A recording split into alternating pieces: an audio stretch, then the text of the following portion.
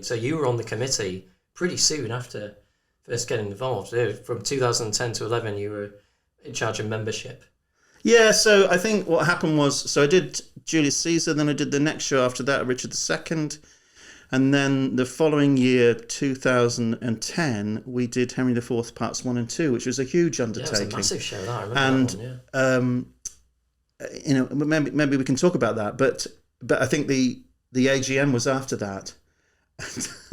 As sometimes happens, Matt, I got a bit annoyed to discover at the AGM that there were people who'd been in Henry IV who hadn't yet paid their subs. Okay, right. And I thought, well, that's not good enough, because I try and pay my subs when I'm asked for them. Yeah. And it just didn't occur to me that wouldn't have been followed through. And the idea that some people might do the show and not pay their subs at all just to me wasn't good enough. Right. So I said, well, I'd be willing to be membership secretary, and moreover, I'd be willing to start by chasing up those missing subs. I was probably a little bit irate at that point in the meeting, and probably everybody felt, well, and had the courage to say, who the hell are you? We don't want you on the committee. So then I was recruited to the committee pretty much straight away. Nice. And also I'd loved Alistair Carr's newsletters. Yes, I remember those very well. They were brilliant. Which, you know, must have started coming through to me pretty much as soon as I joined as part of Julius Caesar. Although I may not have been asked for my membership money until quite late in that process.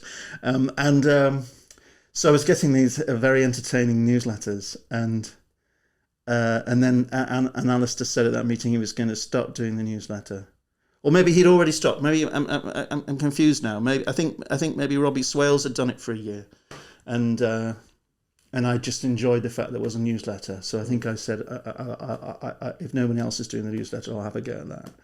Right.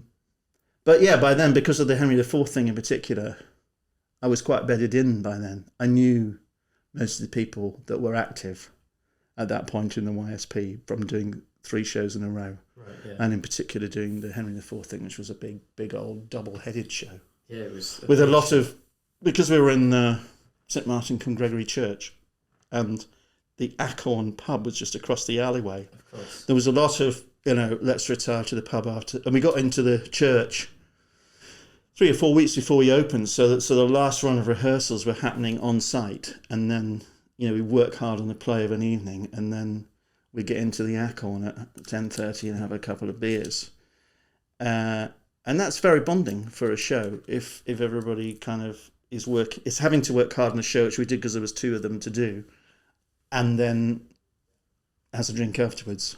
Yeah. So, like I say, yeah, by the time.